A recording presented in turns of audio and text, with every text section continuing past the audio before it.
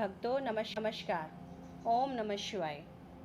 आज हम तीसरा अध्याय शुरू करने जा रहे हैं, जिसमें नारद जी शिव गणों को शाप देते हुए। तो आइए कथा शुरू करते हैं। शिव गणों की बात सुनकर नारद जी वहां से उठकर एक पानी से भरी तालाब के पास जा पहुँचे। वहां जल के भीतर जब उन्होंने अपने मुख का प्रतिबिंब देखा तो उन्होंने अत्यंत आश्चर्य हुआ। अपने उस विकृत रूप को देखकर उन्होंने अत्यंत क्रोध आया और उसी क्रोध में उन्होंने उन दोनों शिवगणों को यह शाप दिया, अरे मूर्खों, तुम्हारी हमारी बहुत अपरिष्टता की है, अतः तुम दोनों ही छली तथा पापी हो जाओ। तुम अपने किए का फल पाओ कि जिससे फिर ऐसा नीच कर्म करने की तुम्हें हिम्मत ना पड़े। नारद जी के मुख से इस शाप को सुनकर वे दोनों गण अत्यंत चिंतातुर हो वहां से लौटकर अपने लोक में जा पहुँचे और शिवजी की स्तुति करने लगे। इधर नारद जी भी कुछ देर बाद अपनी यथार्थ दशा में आ गए, परंतु उनके मन में यह विचार निरंतर चक्कर काटता रहा कि विष्णु द्वारा छल किए जाने के कारण ही मेरा यह अपमान हुआ है। अतः या तो मैं विष्णु को शाप दूंगा, अन्यथा अपने प्राण त्याग दूंगा। हे ऋषियों, यह निश्चय कर नारद जी भगवान विष्णु के वैकुंठ धाम को चल दिए।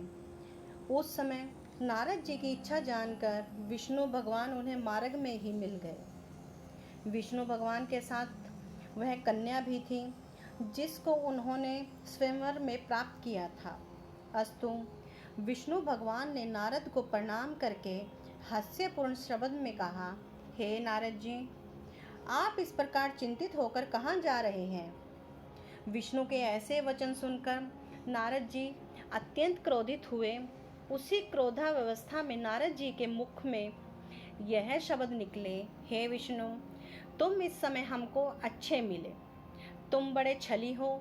तुम्हारा वह छल जो तुमने दीति के पुत्रों के साथ मोहिनी रूप धारण करके अमृत को बांटने में किया था, प्रसिद्ध है कि तुम्ही ने छल से जलंधर की स्त्री से उसका पतिव्रत धर्म छुड़वाया।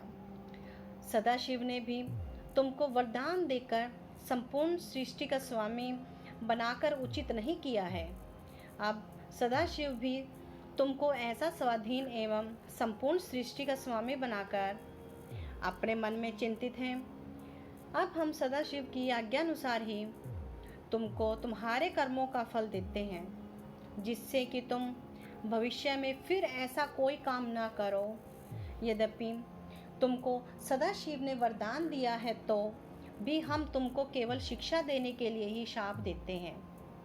नारद जी ने इतना कहकर विष्णु को यह शाप दिया, हे विष्णु, तुमने जिनके समान हमारा मुख कर दिया था वही वानर तुम्हारी सहायता करेंगे।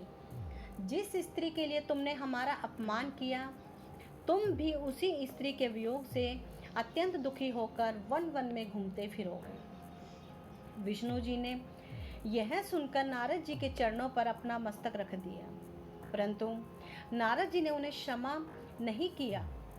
भगवान सदाशिव ने यह देखकर नारद जी के मन से अपनी माया हटा ली। उस समय न तो नारद जी की ही वह दशा रही और न वहाँ कोई स्त्री ही दिखाई दी। तब नारद जी ने आश्चर्यचकित होकर खेद प्रकट करते हुए कहा नहीं जा सकता कि यह सब वृत्तानंद सत्य है या मैंने इसे स्वप्न में देखा है। फिर आपकी माया अपरंपार है, जिससे हम जैसे बुद्धिमान भी भ्रमित हो जाते हैं। कहते हुए नारद जी विष्णु जी के चरणों पर गिरते हुए बोले, हे नारायण, आप मेरे शाप का खंडन कर दीजिए तथा जो कठोर शब्द मैंने कहे हैं उस महापाप के लिए मुझे क्षमा कर दीजिए। यह सुनकर विष्णु जी ने कहा, हे नारद, तुमने सदाशिव के वचनों की जो अवज्ञा की है यह सब उसी का फल मिला है। अब भी उचित है कि तुम चैतन्य होकर सदाशिव को महान समझो। वे ही तीन स्वरूप धारण करके तीनों कार्यों द्वारा संपूर्ण सृष्टि का संचालन करते हैं। वे स्वयं प्रलय के स्वामी हैं, मैं केवल सदाशिव के तप के कारण ही सबसे बढ़ा गिना जाता हूँ। हे नारद, तुम उन्हीं सदाशिव की तपस्या करो, क्योंकि उनकी आराधना और तपस्या के बिना कोई भी परम पद प्राप्त नहीं कर सकता। अब तुम्हें उचित है कि सब कुछ त्याग कर सदाशिव का भजन करो एवं उनके सत नामों का जाप करो। वे ही मेरी शक्ति है। तुम हृदय में शिवजी के चरणों का ध्यान रखकर देशाटन करो, जिससे तुम्हें दुख न होगा। तुम्हारे लिए यही उचित है कि समस्त भूमंडल पर भगवान सदाशिव की महिमा देखते हुए काशी जी को सिधारो। उसे रुद्र क्षेत्र, वाराणसी मुक्ति क्षेत्र तथा महाशय शमशान भूमि भी कहते हैं। इतना कहकर विष्णु जी अंतर ध्यान हो गए और नारद जी सदाशिव के पास चल दिए।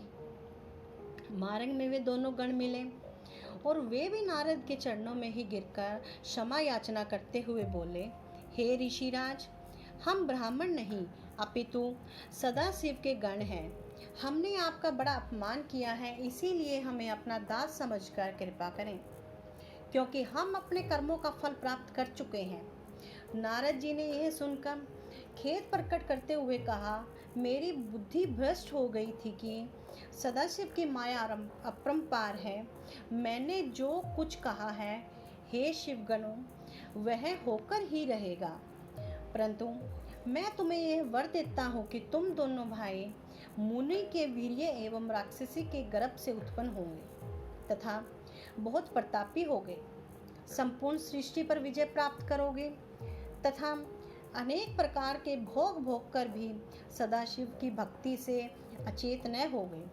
अंत में वानर और मनुष्य द्वारा तुम मुक्ति प्राप्त करोगे। इतना कहकर नारद जी पहले सदाशिव के पास तथा फिर ब्रह्मा के पास गए और वहां दोनों हाथ जोड़ स्तुति करते हुए बोले, हे पिता, आपने विष्णु की जो कथा मुझसे कही थी, जिसमें भक्ति, वैराग्य, तप, दान की रीति एवं तीर्थ आदि का वर्णन है, वह तो मैंने सुनी, परंतु मैं सदा शिवजी की भक्ति से अभी अनभिन्न हूँ।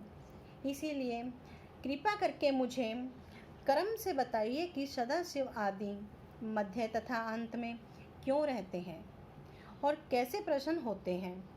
वे निर्गुण होकर भी सगुण कैसे हो जाते हैं। आप अपनी तथा विष्णु जी की उत्पत्ति के ऊपर भी प्रकाश डालिए। शिव और पार्वती के जितने भी चरित्र हों, कृपा करके उन पर भी प्रकाश डालिए, जिससे मुझे आपको भी प्रसन्नता प्राप्त हो। ओम नमः शिवाय। तीसरा अध्याय यहीं पर समाप्त होता है। अगर आपको वीडियो पसंद आए तो इसको लाइक ज़रूर